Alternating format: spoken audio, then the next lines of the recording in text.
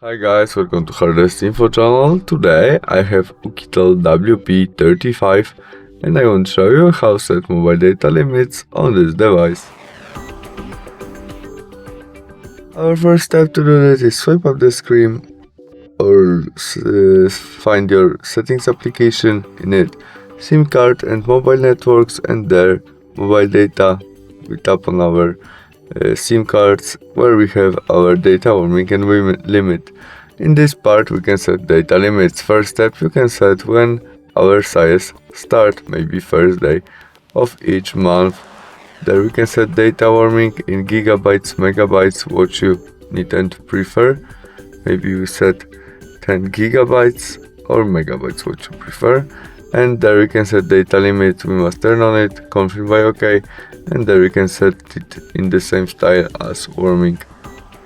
That's all, thanks for watching, bye!